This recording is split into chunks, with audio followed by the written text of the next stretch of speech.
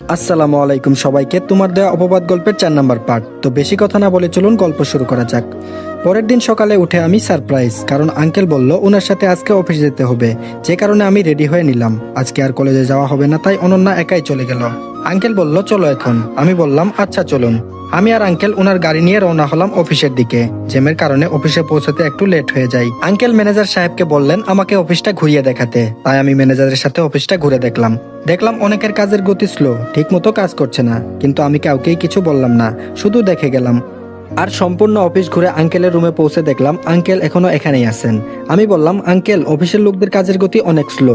Uncle বলল ওদের কাজ সব সঠিকভাবে করা উচিত, বেতন তো অনেক বেশি দেওয়া হয়। আর এদিকে অনন্যা কলেজে চলে গেল, আর আড্ডার স্থানেও চলে গেল। তখন রীতা বলল কিরে আবির আসলো না কেন আজকে? অনন্যা বলল ওই বাবার সাথে অফিসে গিয়েছে। রীতা বলল আচ্ছা। অপরদিকে আমান সাহেব আবিরকে সব বুঝিয়ে দিচ্ছে, আর তিনি বলছেন এখন থেকে প্রায় সময় তুমি অফিসে আসবে, তাহলে আমিও একটু মুক্তি পাবো। কাজ বুঝিয়ে দেওয়ার পর আবির তার রুমে এসে ভাবতে লাগলো কর্মীরা তো ওদের কাজ ঠিক মতো করছে না, এর কারণ কি? না, আমাকে এই খোঁজ নিতে হবে, আর কাজ ঠিক মতো করলে আরো অনেক বেশি লাভবান হওয়া যাবে। যেই ভাবা সেই কাজ। আবির তখন বেশ কয়েকজনকে ডেকে নিল। আবির বলল আচ্ছা আপনারা আপনাদের কাজ ঠিক মতো করছেন না কেন? তখন কর্মীরা বলল আমরা পরিশ্রম করি অনেক, আর সেই তুলনায় অনেক টাকা কম পাই, আর অন্য ফ্যাক্টরিতে আরো ভালো টাকা পেতাম। আবির বলল আপনাদেরকে বেতন কত দেওয়া হয়? একজন কর্মী বলল 10,000 টাকা। শিট, এই কথা বলে টেবিলে একটা বাড়ি দিল, আর বলল আপনাদের সাধারণ স্টাফদের বেতন তো 15,000 টাকা। আর বলল আপনাদের সাধারণ স্টাফদের বেতন তো 15,000 টাকা, আর যারা আপনাদের উপরে তাদের বেতন 20,000, কিন্তু আপনারা পান 14,000। আপনারা যান, ন্যায্য মূল্য আপনারা পাবেন, আপনারা কাজে মন দেন। সকল কর্মীরা খুশি হয়ে তাদের কর্মস্থলে ফিরে গেল। তাদের এখন খুশি খুশি লাগছে, তারা কাজে গেল। তবে এখন আমার অনেক কাজ করতে হবে। কে এই সকল কাজ করেছে? আমি আঙ্কেলের রুমে গেলাম আর সবকিছু খুলে বললাম। তখন আঙ্কেল ম্যানেজার সাহেবকে ডাকলেন। আঙ্কেল বললেন সকল কর্মীদের বেতনের খাতাটা আমার কাছে নিয়ে আসুন। ম্যানেজার সাহেব বলল ইয়ে মানে আপনার খাতা দেখার প্রয়োজন নেই, ওগুলো তো আমার কাজ, আমাকে করতে দেন। শুধু শুধু আপনার কষ্ট হবে। আঙ্কেল বলল আপনাকে আনতে বলেছি। ম্যানেজার বলল আচ্ছা আনছি। এই বলে ম্যানেজার চলে গেল, আর কিছুক্ষণ পর আসলো খাতা নিয়ে। আঙ্কেল আমাকে বললেন দেখতে। আমি মিলিয়ে দেখলাম প্রায় 10 কোটি টাকার মতো হাতিয়ে নিজের নামে করেছে। এটা আঙ্কেলকে বলার পরে আঙ্কেল ম্যানেজারকে বললেন আপনাকে চাকরি থেকে বাদ দেওয়া হলো, আর যে সকল টাকা নিয়েছেন তা কোম্পানির অ্যাকাউন্টে দিয়ে যাবেন, না হলে আপনাকে পুলিশে দিতে বাধ্য হব। এটা বলার পর দেখলাম ম্যানেজার পকেট থেকে কি যেন বের করছে। পরক্ষণেই খেয়াল করলাম তার হাতে বন্দুক। তিনি সেটা বাহির করলেন, আর আঙ্কেলের দিকে যখনই মারতে যাবে তখন আমি আঙ্কেলের টেবিলে হাতের কাছে থাকা কাচের গ্লাস দিয়ে ম্যানেজারের দিকে ছুঁড়ে মারলাম। তখন ওই তার হাত থেকে রিভলভারটা পড়ে গেল, আর আমি তা নিয়ে তার দিকে তাক করলাম। আর এদিকে আঙ্কেলের ডাকে সিকিউরিটি এসে পড়েছে। আঙ্কেল পুলিশকে খবর দিলেন। কিছুক্ষণ পরে পুলিশ আসে এবং তাকে গ্রেফতার করে। যাওয়ার আগে আঙ্কেল তার অ্যাকাউন্ট থেকে কোম্পানির অ্যাকাউন্টে সকল টাকা ট্রান্সফার করে নিয়ে নিলেন। তারপর পুলিশ ম্যানেজারকে নিয়ে চলে গেল।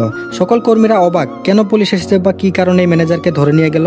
আমি গিয়ে বললাম আপনাদের যে ম্যানেজার ছিল সে আপনাদের টাকা কেটে কেটে তার অ্যাকাউন্টে জমা করত, তাই তাকে ধরে নিয়ে গেছে।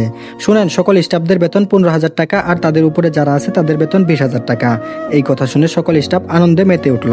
আমি আরো বললাম এখন থেকে যদি ভালো মতো কাজ করেন তাহলে আপনাদের বেতন আরো বাড়ানো হবে। সকল কর্মী বলল এখন থেকে আমরা আমাদের সর্বোচ্চ দিয়ে কাজ করব, তাহলে যে যার মতো কাজে চলে যান। তখন সবাই যে যার মতো কাজ করতে লাগলো। সেদিনের মতো আমি আর আঙ্কেল বাসায় চলে আসলাম। আসতে রাত হলো, তাই আমি এবং আঙ্কেল ফ্রেশ হয়ে রাতের খাবারের জন্য খাবার টেবিলে গেলাম। আঙ্কেল বলল এখান তো নতুন ম্যানেজার লাগবে। আমি বললাম হোম। আন্টি আর অনন্যা বলল ম্যানেজার লাগবে মানে আগের জন কই গেল? তখন আঙ্কেল সব খুলে বললেন। আমি বললাম পত্রিকায় বিজ্ঞাপন দিয়ে দেই, তাহলেই ম্যানেজার পাওয়া যাবে। আঙ্কেল বলল আচ্ছা ঠিক আছে। পরের দিন আঙ্কেল একাই অফিসে গেলেন, কারণ আমি আজকে কলেজে যাব। তাই আমরা দুজন মানে আমি আর অনন্যা কলেজে গেলাম। তারপর আর কি, প্রতিদিনের নেই আড্ডা দেওয়া। আমি বললাম আচ্ছা তোদের ইচ্ছা কি, বড় হয়ে কি করবি? ছেলে ফ্রেন্ড 3 জন বলল আব্দুল্লাহ গ্রুপ অফ ইন্ডাস্ট্রিতে চাকরি করবে, আরেকজন বলল আমার বাবার ব্যবসা করব, আর মেয়েগুলার কথা কি বলবো, ওরা স্বামীরটা বসে বসে খাবে মজা করে। আপনাদের তো বলা হয়নি, রাহাত আর মেহেদি দুজনে সাইমা আর আমার স্কুল জীবনের বেস্ট ফ্রেন্ড লিমার সাথে প্রেম করছে। সেদিনের মতো ক্লাস করে বাসায় চলে আসলাম। রাতে খাওয়ার পরে মনে মনে ভাবতে লাগলাম ভাইয়া আমার সাথে এমন কেন করলো? আমি তো তার কিছু করিনি, যে কারণে আমাকে বাসা থেকে বের করে দিল, তাও আবার কোনো এক মিথ্যা অপবাদে। আমি কি আর কখনোই আবার আগের জায়গায় যেতে পারবো না? সারা জীবন কি এভাবেই থাকতে হবে কোনো এক মিথ্যা অপবাদ নিয়ে? এটা চিন্তা করে চোখে জল এসে গেছে। চোখটাও বিশ্বাসঘাতকতা করে, না চাইলেও কেন যেন চোখের জল আসে। অনেকদিন তো হলো মায়ের সাথে কথা বলি না, তাই আমি আমার ফুফাতো ভাইকে কল দিলাম, আর পরক্ষণে সে রিসিভ করলো। আমি বললাম কেমন আছিস? আরাফাত বলল ভালো আছে, কিন্তু আপনাকে তো চিনতে পারলাম না। আমি বললাম আমি আবির। শুন, মা কেমন আছে? আবির বলল তেমন ভালো না, তোর কথা অনেক বলে। তবে শুন, তোর এই ব্যাপারে বাহিরের কেউ জানে না। যদি কেউ তোর কথা জিজ্ঞেস করে তাহলে কিছু একটা বলে দেয়। এই তো সেদিন আমি তোদের বাসায় যাই আর দেখি রায়পুরে তোর যেই খালামণি থাকতেন তারা এসেছেন। তখন তিনি তোর কথা বলছিলেন। তোর খালামণি বলল, আপু তোমার ছোট ছেলে মানে আবিরকে তো দেখছি না। তখন আম্মু বলল, ও ওই তো ওর ভাইয়ের সাথে রাগ করে বাসা থেকে চলে গেছে। একদিন মারামারি করেছিল আবির, তাই তাকে ওর ভাই মারে প্লাস অনেক কথা বলে, যে কারণে বাসা থেকে চলে যায়। আর কেমন যেন বাসার আলোটা নিভে যায়। এই বলে আম্মু কান্না করে দিল আর বলল, আবার যে কবে ফিরে আসবে আল্লাহ জানে। আরাফাত বলল, সেখানে থাকার কিছুক্ষণ পরে আমি চলে আসি, আর তুই বল কেমন আছস, কোনো টাকা পয়সা লাগলে বলিস। আমি মনে মনে বললাম, এই হলো বন্ধুত্ব, যেখানে সবকিছু হয় ক্ষুদ্র ক্ষুদ্র। আমি বললাম, আমি ভালো আছি আর আমার টাকার কোনো প্রয়োজন নেই। আরাফাত বলল, আচ্ছা লাগলে বলবি। আমি বললাম ঠিক আছে। আরো কিছুক্ষণ কথা বলে ফোনটা কেটে দিলাম। আর মায়ের সাথে কথা বলতে ইচ্ছে করছিল, তাই মায়ের ফোনেই ফোন দিলাম, কিন্তু ফোনটা তো এখন বন্ধ। এখন কি করি? ও ভাবির ফোনে একবার ফোন দিয়ে দেখি কি করা যায়। যেই ভাবা সেই কাজ, তাই ভাবির ফোনে ফোন দিলাম। ফোন রিসিভ হলো। আমি বললাম, হ্যালো ভাবি, কেমন আছেন? ভাবি বলল, কে? আবির। আমি ভালোই আছি, তুমি কেমন আছো? আমি বললাম, ভালো আছি। মা কই? মার কাছে একটু দেওয়া যাবে? মার কথা শুনতে অনেক ইচ্ছে করতেছে। আর ভাই কই? ভাবি বলল, তোমার ভাই বাড়িতে নেই, বন্ধুদের সাথে ঘুরতে গেছে। আর হ্যাঁ মা এখানে আছে, কথা বলো। আম্মু বলল, কে ফোন করেছে? ভাবি বলল, দেখো কে ফোন করেছে। আমি বললাম, কেমন আছো মা? আম্মু বলল, কে? আবির। এই বলে আম্মু কেঁদে দিল। আমি বললাম, আম্মুর কথা শুনে আমারও চোখে পানি চলে এলো। আম্মু বলল, বাবা তোকে ছাড়া আমি ভালো নেই, তুই চলে আয়, না হলে তুই কই আছস বল, আমি তোকে নিয়ে আসবো। আমি বললাম, না আম্মু, যে অপবাদ নিয়ে আমি এসেছি তা মিথ্যা প্রমাণ না করা পর্যন্ত আমি আসবো না। তবে চিন্তা করো না, আমি ভালো আছি। আর বেশিক্ষণ কথা বলতে পারলাম না, কারণ আর কিছু সময় কথা বললে আমি নিজেকে কন্ট্রোল করতে পারতাম না। সেদিনের মতো ঘুমিয়ে গেলাম। পরের দিন কলেজে না গিয়ে আঙ্কেলের সাথে অফিসে গেলাম। অফিসে গিয়ে আমি অবাক, কারণ আজকে সকল কর্মীরা তাদের কাজে মনোযোগী। তা দেখে আমি আর আঙ্কেল অনেক খুশি। কিন্তু এভাবে তো চলে না, একজন ম্যানেজার লাগবে, তাই পত্রিকায় বিজ্ঞাপন দেওয়া হলো। পত্রিকায় বিজ্ঞাপন দেখে অনেকজনই আবেদন করলো। আর 2 দিন পরে পরে ইন্টারভিউ। আপনাদের কাছ থেকে 2 দিন স্কিপ করি। 2 দিন পর আঙ্কেল আমাকে ইন্টারভিউ নিতে বলে, যে কারণে আমি ইন্টারভিউ নিতে যাই। বলে রাখা ভালো, আমি এক জায়গায় গিয়েছিলাম, যে কারণে আসতে একটু লেট হয়ে যায়। আমি গিয়ে 4th ব্যক্তিকে ম্যানেজারের পদ দিলাম। ও আপনারা তো বুঝতেই পারছেন না, চলেন ফ্ল্যাশব্যাকে যাই। এদিকে 8-10 জন লোক বসে আছে, কখন ইন্টারভিউ শুরু হবে। তো তারা একে অপরের সাথে কথা বলছে। প্রথম জন বলল, আজকাল চাকরির যে অবস্থা, ঘুষ ছাড়া চাকরি খুব কষ্টকর।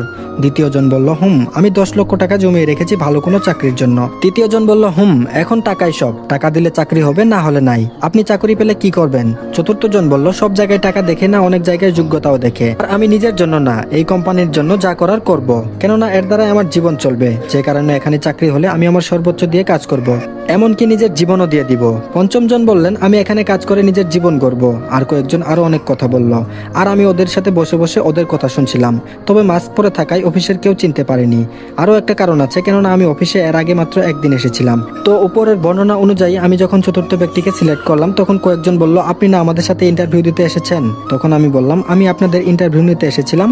আর ওর কথা ঠিক আছে, যে কারণে তাকে সিলেকশন করেছি। আমি তাকে নিয়ে গেলাম আঙ্কেলের রুমে, আর সব কথা বলে তাকে অ্যাপয়েন্টমেন্ট লেটার দিলাম, আর বললাম কালকে থেকে ডিউটিতে আসতে। পরের দিন আঙ্কেল আর অফিসে গেল না, তাই আমি একাই গেলাম অফিসে। ধরতে গেলে আমিই বস। আমি অফিসে বসেছিলাম। অয়ন বলল, স্যার আসতে পারি? আমি বললাম, আসো, ওখানে বসো। অয়ন বলল, ধন্যবাদ স্যার, আমার কি কাজ করতে হবে বলেন। আমি তাকে সকল কাজ বুঝিয়ে দিলাম। এখন বলেন তো অয়নকে? অয়ন হলো একজন নতুন ম্যানেজার, যাকে কালকে নিয়োগ দেওয়া হয়েছে। আজ কয়েক মাস পর আমার প্রথম বর্ষের ফাইনাল এক্সামের রেজাল্টের পরের দিন অনন্যাদের বাড়ি থেকে বের হয়ে অজানা গন্তব্যে পা বাড়িয়েছি। আপনারা তো বুঝলেন না কেন বের হলাম, তা না হয় পরে জানবেন। ভাবছিলাম কেন আমার সাথেই এমন হয়, আমি কি এমন করেছি যে মিথ্যা অপবাদে বাসা থেকে বের হওয়া লাগলো। আর এদিকে আমার ভাই রাজ মনে মনে বলে, আমি অনেক বড় ভুল করেছি, কিন্তু তুই তো আমার আপন কেউ না, যে কারণে তোর সাথে এমন করেছি। কিন্তু তুই তো আমার আপন কেউ না, যে কারণে তোর সাথে এমন করেছি। আমি চাইনি এই বিশাল সম্পত্তির অধিকারী অন্য কেউ একজন হোক, আর আমার এই পাপ জীবনে ক্ষমার অযোগ্য। জান্নাত মনে মনে বলল, আবির আমি তোমাকে এখনো অনেক ভালোবাসি, কিন্তু আমি কি করব? তখন তো আমার করার কিছু ছিল না, আমার কোনো দোষ ছিল না। কয়েক মাস পর আজকে অনন্যাদের বাসা থেকে বের হয়ে অজানা গন্তব্যে হেঁটে চলেছি। তো কয়েক মাস আগের ফ্ল্যাশব্যাকে ঘুরে আসি কি কি হয়েছিল। ওই নতুন ম্যানেজারকে কাজ বুঝিয়ে দিয়ে বাসায় আসলাম। আজ শরীরটা ক্লান্ত লাগছিল, যে কারণে বাসায় এসে ফ্রেশ না হয়ে শুয়ে পড়ি। সন্ধ্যায় ঘুম ভাঙলে ফ্রেশ হয়ে পড়তে বসলাম। পরের দিন অফিসে না গিয়ে কলেজে গেলাম। আর বলে রাখি, আমি যেদিন অফিসে যাই সেদিন আঙ্কেল অফিসে যান না, তাই আজকে আঙ্কেল অফিসে গেছেন আর আমি যাইনি। আমি কলেজে গিয়ে আড্ডা দিচ্ছিলাম, তখন একজন বলল, আমরা সবাই কোনো এক জায়গা থেকে ঘুরে আসি। আমি অনন্যার দিকে তাকালাম, সে বলল যাবে, তাই আমিও বললাম কোন জায়গায় যাবি? সবাই বলল কক্সবাজার যাবে, তাই আমি কিছু বললাম না। যদিও আমি কক্সবাজার অনেকটা জায়গায় চিনি, কিন্তু কিভাবে চিনি তা এখন বলবো না, আস্তে আস্তে জানতে পারবেন। তাই কবে যাওয়া যায় তা ঠিক করতে লাগলাম। আমরা বেশ কয়েকজন, আমি, অনন্যা, লাকি, রাহাত, মেহেদি, রাফি, সাইমা, সারা আলী, তালিমা, এই 10 জন যাব। তা সবাই ঠিক করলাম 1 সপ্তাহ পরে যাব। সেদিনের মতো ক্লাস করে বাসায় আসার সময় দেখলাম একটা ছোট মেয়ের বয়স 10-11 হবে, ফুল বিক্রি করছে। আমি ওর কাছে গেলাম, দেখলাম রজনীগন্ধা ফুল। মেয়েটি বলল, ভাইজান ফুল নিয়ে যান, একদম টাটকা ফুল নিয়ে যান ভাইজান। আমি ওর কাছে গেলাম, কয়েকটা ফুল ছিল কিন্তু আমি ওর কাছ থেকে 5টা ফুল নিলাম আর তাকে টাকা বেশি দিলাম। তবে হ্যাঁ, অনন্যা আমার পাশেই ছিল আর আমি ফুলগুলো ওর জন্যই নিয়েছি। ফুলগুলো নিয়ে হাঁটতে লাগলাম। তখন অনন্যা বলল, আচ্ছা ফুলগুলো নিলে কেন? আমি বললাম, তোমার জন্য নিয়েছি, আর এটা তো তোমার প্রিয় ফুল। অনন্যা বলল, এই 1 মিনিট, তুমি জানলে কিভাবে? আমি বললাম, তোমার মনে আছে যেদিন তোমার বাসায় ছাদে প্রথম যাই সেদিন তুমি বলেছিলে তোমার প্রিয় ফুল রজনীগন্ধা, কিন্তু তোমার কাছে এই ফুল নেই কারণ তুমি লাগানোর পরে মারা গিয়েছিল। অনন্যা বলল, ও। আমি তাকে ওই ফুলগুলো দিলাম আর তাকে দেখে বোঝা যায় সে অনেক খুশি হয়েছে। ওর সাথে কথা বলতে বলতে বাসায় চলে আসলাম। এরপর কয়েকদিন কলেজে গেলাম না, তাই অফিসে গেলাম। এখন কর্মীরা তাদের কাজের প্রতি প্রায় দ্বিগুণ বাড়িয়ে দিয়েছে আর আমি আঙ্কেলের সাথে কথা বলে সবার বেতন আরো 2000 বাড়িয়ে দিলাম। 6 দিন পর আজকে কলেজে গেলাম আর সবাইকে বললাম কালকে সঠিক ঠিকানায় সবাইকে চলে আসতে। তো পরের দিন সবাই ঠিক মতো চলে আসলো। আমরা ছোট একটা মিনি বাস ভাড়া করেছিলাম, ওটাতে গিয়ে উঠলাম। আমি মাঝামাঝি একটা সিটে বসেছি, আমার সাথে অনন্যা বসেছিল আর সে বসেছিল জানালার পাশে। জার্নি করার সময় কখন যে ঘুমিয়ে পড়েছি নিজেও জানি না। যখন ঘুম ভাঙলো তখন দেখলাম আমার মাথা অনন্যার কাঁধে। আমি বললাম সরি। অনন্যা বলল, সরি কেন? আমার কাঁধেই তো দিয়েছ। আমরা আমাদের গন্তব্যে চলে আসলাম আর একটা হোটেলে উঠলাম। যেহেতু রুম অনলাইনে বুক করা ছিল তাই আর সমস্যা হয়নি। এক রুমে 2 জন করে, মেয়েদের 4টা আর ছেলেদের 2টা। আমরা রুমে গিয়ে ফ্রেশ হয়ে নিলাম, তারপর দুপুরের খাবার খেলাম, তারপর এক ঘুম। তার আগে প্ল্যান ছিল কালকে বের হবো ঘুরতে। অপরদিকে আগে যেই কলেজে পড়তাম ওখান থেকে বাস এসে থামলো হোটেলের সামনে, কেননা তারা কলেজ থেকে 3 দিনের বনভোজনে চট্টগ্রাম এসেছে। তাদের এখানে আসতে বিকাল হয়ে যায় আর যে যার মতো রুমে চলে যায়।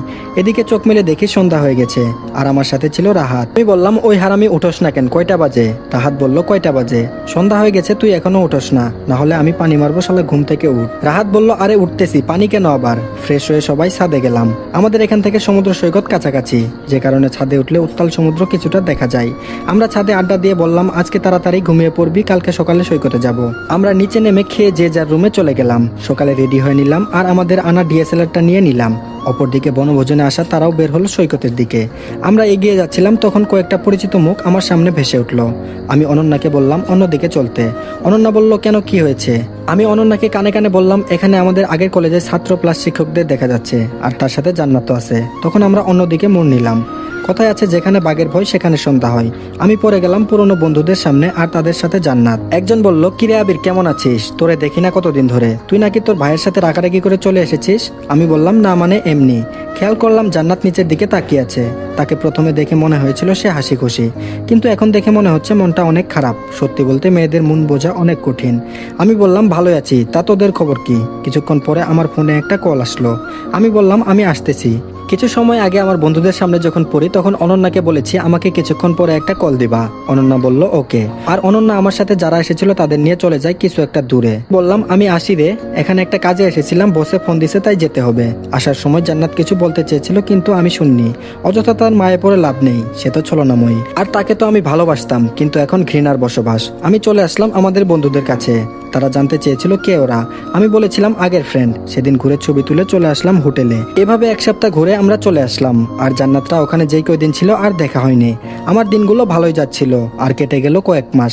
এর মাঝে আমার বার্ষিক পরীক্ষাও শেষ হয়েছে। এই কয় মাসে অনন্যাদের কোম্পানি বাংলাদেশের টপ 15 এর মধ্যে 13তমতে এসে গেছে। আজ পরীক্ষায় রেজাল্ট দিবে। এর মাঝে তো আজকের পার্টটি এই পর্যন্তই। আশা করছি সবার কাছে ভালো লেগেছে। তো সবার কাছে একটাই অনুরোধ, আপনারা প্লিজ আমাদের চ্যানেলটিকে সাবস্ক্রাইব করে রাখুন আর অবশ্যই ভিডিওতে একটা লাইক দিবেন। ধন্যবাদ সবাইকে।